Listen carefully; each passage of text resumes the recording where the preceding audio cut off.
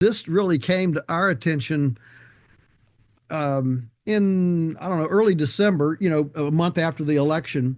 And as the rhetoric for deporting illegals ratcheted up in the Trump transition team, and our Wendy, our kind of our polyface publicist, our face of polyface, the lady that answers the phone all the time, she called me one day. She says, "Joel, the phones are blowing up." I said, "Wow, what's up, Wendy?" And she said, "Everybody's wanting to know if they need to come out and stock up on food because we're going to run out of food." I said, "Well, why is that?"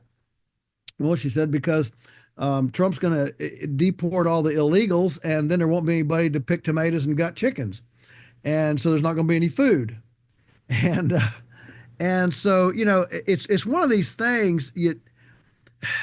Not in my wildest imagination would I imagine that a policy like that would create panic in the consumer mindset, that there's not going to be any food.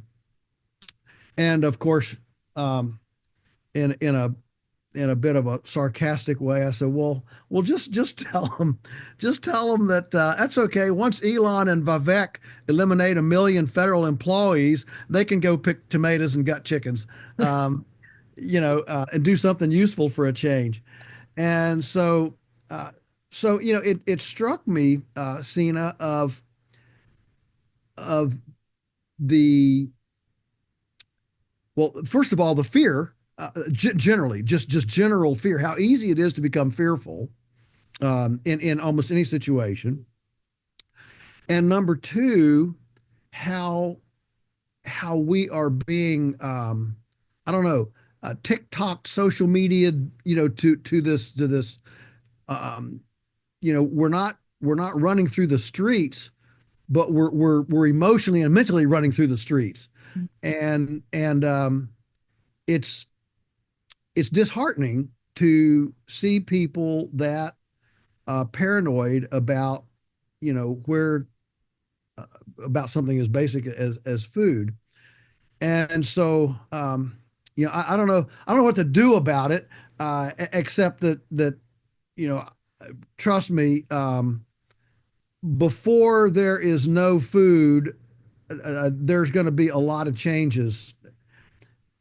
I think in general, food's one of the last things that's going to be in jeopardy, where regardless, when the wheels fall off. Now, we saw it, and I think one of the reasons people are concerned is because we're just 4 years away from a manufactured shortage in 2020 when COVID came, and the great big processors um, couldn't adhere to compliance, to worker compliance fast enough, and that certainly created a big problem.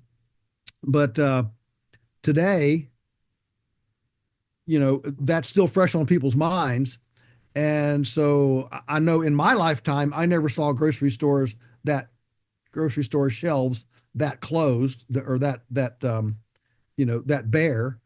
And so that's still fresh on people's mind. And I think that ratchets up any little bobble like this. It ratchets it up into a new place.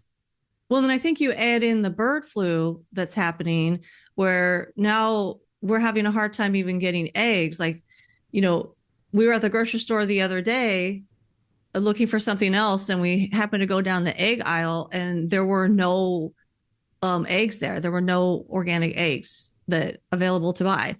And So they're regular eggs? there were some regular eggs, but not many. So that's alarming, right? Like you said, that's a reminder of what we just went through, and a reminder of how fragile some aspects of our food supply really are when you don't raise your own, right? When you're not self-sufficient, you are dependent on them. And so when you walk into the grocery store and you're already seeing, oh, all these eggs are gone, it is going to kind of trigger, it's a little bit of PTSD, right? Oh, I guess we're going through it again. And then, you hear about all the chickens being killed from the bird flu. And then now we're having a hard time getting chickens. Like there's a local farm here that sells chickens, and you can only buy one chicken. So like you buy from them like once a month, you go pick up your food from a drop off location, and now it's being rationed where you can only have one chicken, like one chicken a month. And then, I mean, Joel, are you seeing This- any of this? is this just one chicken? Is this to eat? This is one chicken to eat, not Yeah, not you not not to an egg, buy. not That's an egg. right. Yeah, you're not buying the living chicken. This is Yeah, one yeah. chicken that I'm going to purchase to eat. They're only allowing us to buy Wow. one a month. So, so Wow. Huh. yeah, it's So so what we've seen, and we've had may I say, we've had a bit of a run on things. We're out of a lot of things. Would I mean, we're early. We're taping this on January 2nd, so we're early. Our season here in Virginia, our quote unquote, production season, kind of ends by Thanksgiving. All right. So and then we're at full bore cranked up again by mid-May. All right. So my point is that we're only roughly 2 months into our normal kind of 5 or 6 month uh, um, inventory period. In other words, we try to stock stuff so that we have things throughout this 5 to 6 month downtime, and we're only a couple of months into that. So to be this short of everything. I mean, we ran out of ground beef, we ran out of pork sausage, we ran out of chickens, um, and we've never seen anything like this before.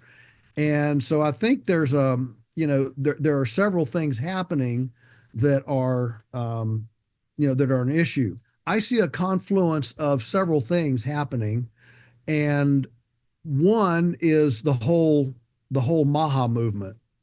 Um, RFK Jr., Maha, make America healthy again, and that is creating a desire of people, anything related to wellness, whether it's alternative treatments, alternative food, alternative investing, alternative recreation, um, alternative education.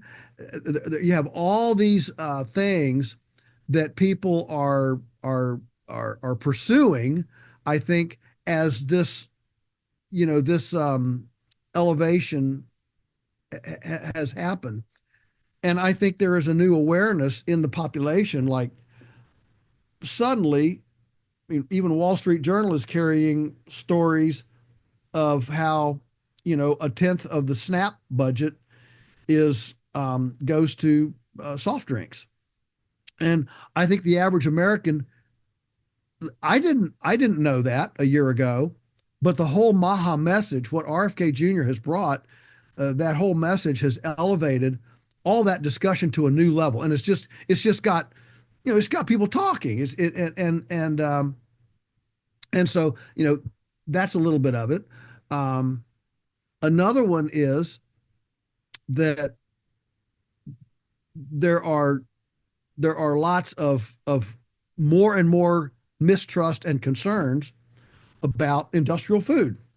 Again, partly because of the Maha movement, but also just because of the brazenness of the industrial sector. The World Economic Forum, the Bilderbergers, and I don't want to start into a conspiracy rabbit hole, but when you start seeing, the agenda of artificial intelligence, AI, and all of this, people start getting uneasy about this. Um, control from afar, and security, and all those kinds of things. They start getting concerned about it, and so people are looking at increasing their pantry, if you will. In fact, we did a new T-shirt here. Hannah, our urban drop point guru, came up with a brand new. It was so clever. It's one of those things that was so clever. The only thing I didn't like about it was that I didn't think of it. But it's a patriot instead of a patriot. A patriot. That's a patriot pantry. A person who understands the value of a pantry, and having a stock of food. So you're not going to the grocery store every week. You're actually stocking up. You're actually running things, and so all these things, I think, and bird flu. Bird flu is certainly on people's minds. And if I may get on a soapbox for a minute on bird flu, those of us in the in the non-industrial movement would like to think that the only birds susceptible to this are Tyson's birds and Cargill's birds and Purdue's birds. But the truth is that at least some of the worst housing conditions that I've seen in the country are in backyard flocks. They're not at Tyson. They're not at Cargill. And so what a chicken needs is to be dry. Um, that's number one. Chickens don't like to be wet. They don't like wind. They don't like breeze. They don't have a hide on them. If you look at the difference between a cow and a chicken, in a wind, the chicken's feathers are blowing everywhere. It's like the wind actually just comes in right under her feathers. Whereas a cow, you got that big old heavy hide and all that hair, and it doesn't even ripple. Nothing moves. It just kind of stays there as a jacket. Chickens don't have a jacket, so they don't like wind. They don't like draft, and then they don't like to be dirty. They're pretty fastidious. They're pretty clean, and if you look at them, preening and all that, they're pretty fastidious. They don't like to be dirty, and they don't live a long time. They have a fairly short, much shorter than a dog, lifespan, and a cat. And so when you look at these things, wet, draft, that's what I'm calling breeze, wet, draft, dirty, and old, that sums up a lot of backyard flocks. Because they're out on some, especially this time of year in the winter, a cold, wet, dirty.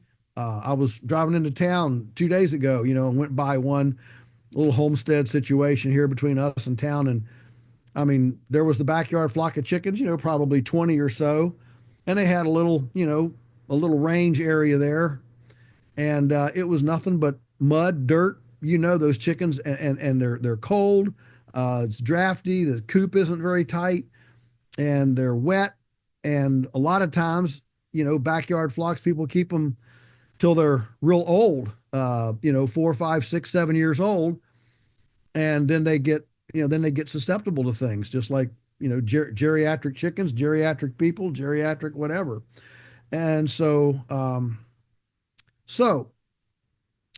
then of course you have the whole commercial flock problem with bird flu, and then you go into the store and there's no eggs, and it gets people paranoid. So I yeah, we're definitely seeing a movement in the country of kind of moving to an alternative provenance, which is exciting, which is really good.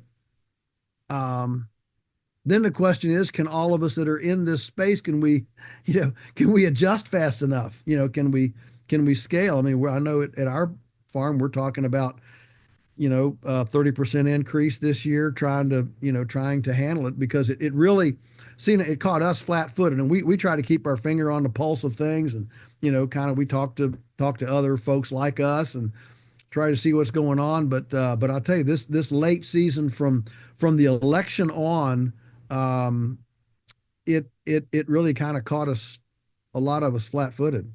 Friends, want to dive deeper into our thought-provoking conversations? Become part of the Beyond Labels family today by joining below. For any gift amount, you'll get access to the full, uncut episodes. Every contribution, whether big or small, keeps this podcast going. So join us and expand your Beyond Labels experience. Thank you.